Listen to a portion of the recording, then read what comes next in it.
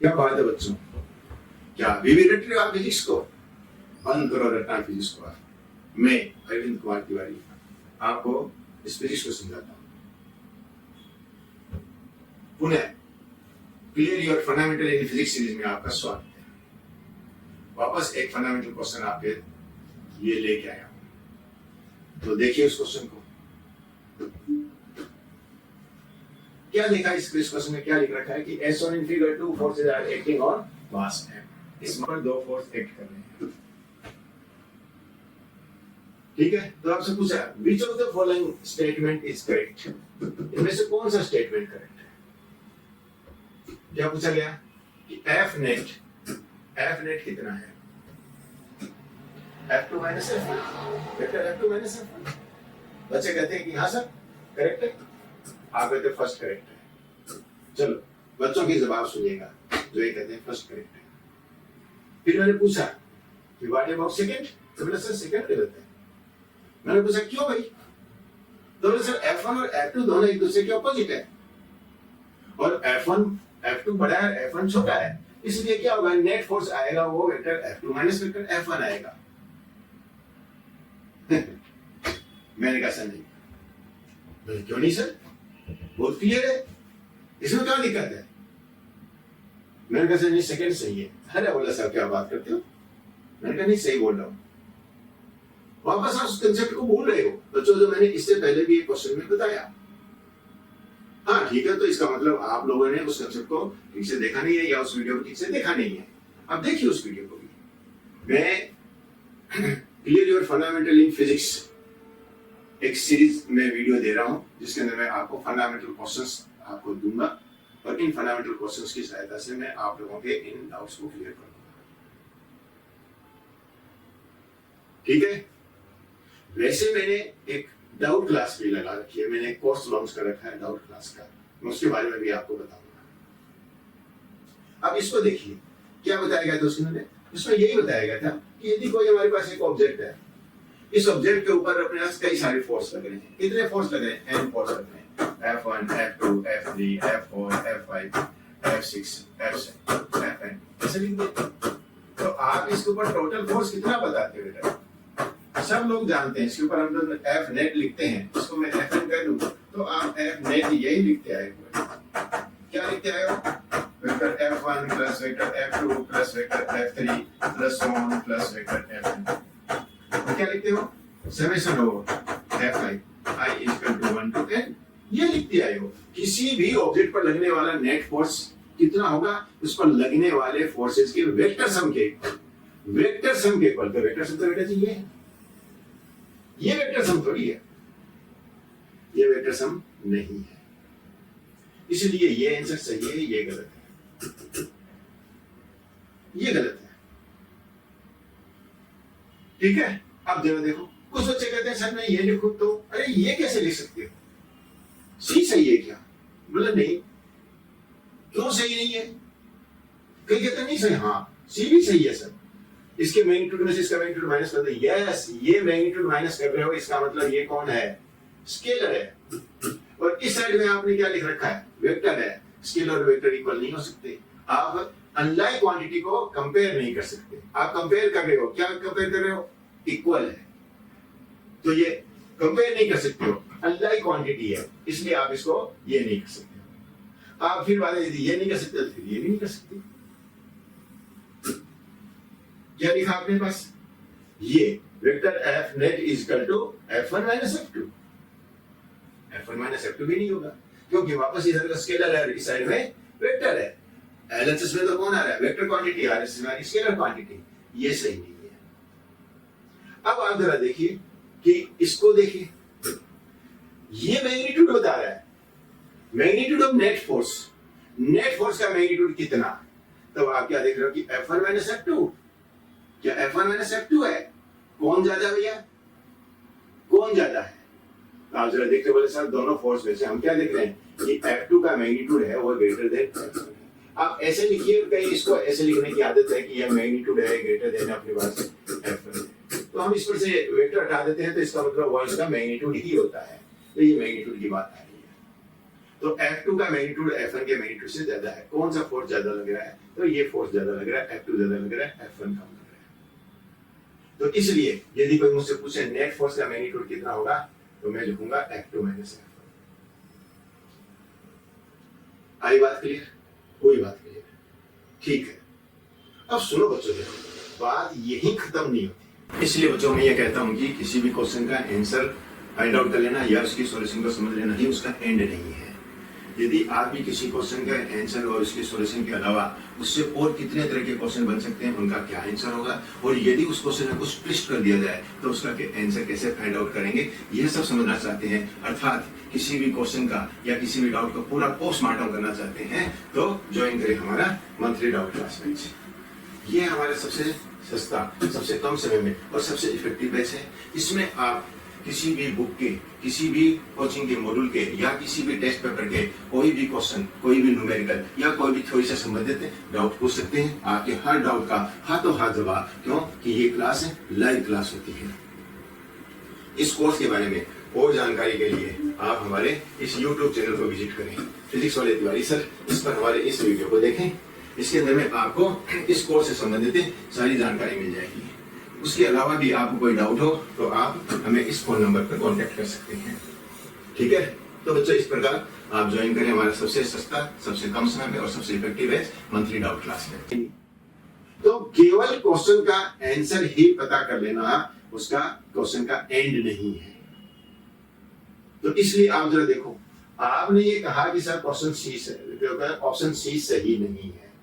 क्यों सही नहीं है? कि आपने कह दिया प्रिंसिपल ऑफ होमोजेनिटी है, इस साइड में एलएचएस के अंदर में वेक्टर क्वांटिटी है, आरएचएस के अंदर में स्केलर क्वांटिटी है। तो एक काम करें ना, हम इसके साथ इसका मैग्नीट्यूड के साथ साथ में एक डायरेक्शन और बोलने लगते हैं। इसके साथ साथ में एक डायरेक्शन और बोलते हैं कि साहब ये जो एफ नेट है वो किस डायरेक्शन में है।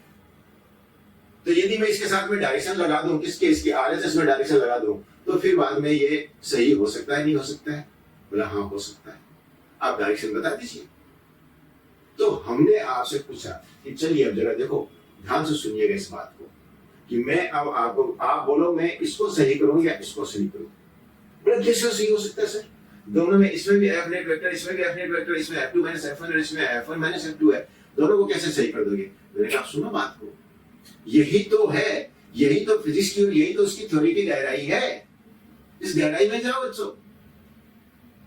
तो जब आप इनकी गहराई को समझ जाओगे, इनके फंडामेंटल्स को क्लियर कर जाओगे, तो उसके बाद में आपको कभी भी कहीं से भी कैसा भी क्वेश्चन पूछा जाए आप जवाब दे दोगे।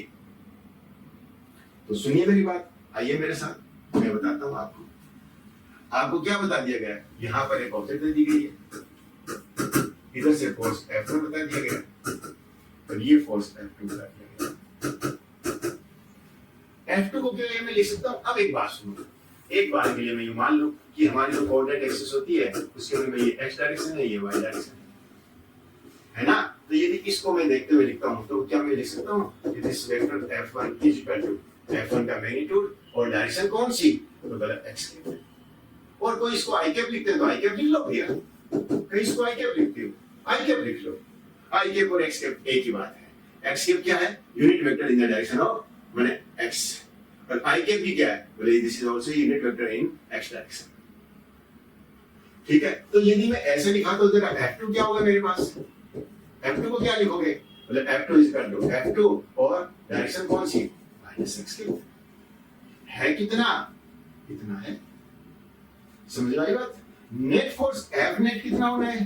तो बेटा F नेट तो F1 प्लस F2 ही होना है, F1 माइनस F2 नहीं होना है, F1 प्लस F2 ही होना है। जब आप इसको ऐसे लिखते हो तो अब आप लिखो F1 x के प्लस F2 माइनस x के। अब सुनो, कॉमन ले लूं मैं, क्या कॉमन ले लूं? x के कॉमन ले लूं तो ये मेरे पास क्या आएगा? F1 माइनस F2 x के। बोले सर ठीक है, यदि ये कॉमन दे तो अब आप देखो ये क्या लिखा गया? F नेट, ये वेक्टर क्वांटिटी है, एलएचएस में भी वेक्टर क्वांटिटी है, आरएचएस में भी वेक्टर क्वांटिटी है। जो आरएचएस में वेक्टर क्वांटिटी है ये उसका मैग्नीट्यूड है, कितना है? F1 माइनस F2, और कौन सी डायरेक्शन है? x कैप डायरेक्शन है। तो बोले क्या sir net force x cap direction में है? नेट फोर्स एक्स के डायरेक्शन में क्या, बोले नहीं सर नेट फोर्स तो माइनस एक्स के डायरेक्शन में है। तो सुनो, हम ऐसा भी बोल सकते हैं there is nothing wrong with it, इसके साथ कोई गलती नहीं है, इसके साथ कोई गलती नहीं है, ये स्टेटमेंट गलत नहीं है, आपने कहीं कोई मैथमेटिक्स गलत नहीं की है।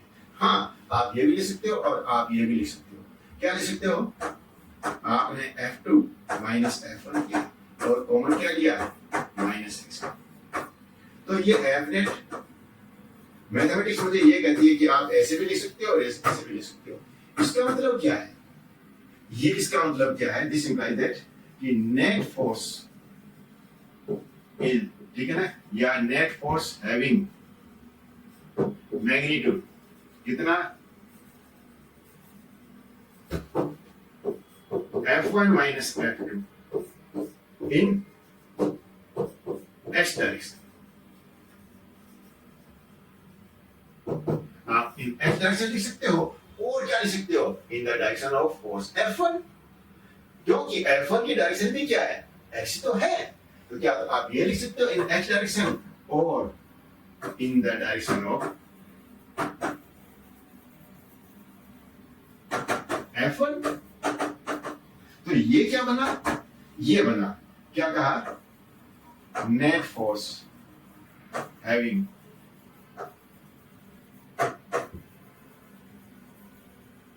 मैग्नीट्यूड F2 माइनस F1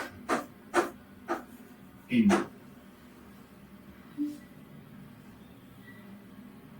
क्या बोलोगे, इन माइनस एक्स डायरेक्शन, और इसके लिए क्या लिख सकते हो, और इन द डायरेक्शन ऑफ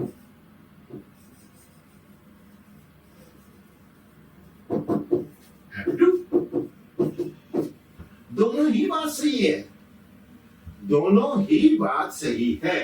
इसलिए मैंने क्या कहा बेटा कि आप इसके साथ बोलिए ना, आप F नेट बोल रहे हो, F2 माइनस F1 बोल रहे हो, इसके साथ आप डायरेक्शन लगा रहे हो, तो बोलो ना कौन सी डायरेक्शन लगा रहे हो। यदि आपने इसको F2 minus F1 in the direction of minus x लगाया है तो ये ऑप्शन सही हो जाएगा। देखो ना ये रहा, क्या है, F2 माइनस F1 इन माइनस एक्स डायरेक्शन।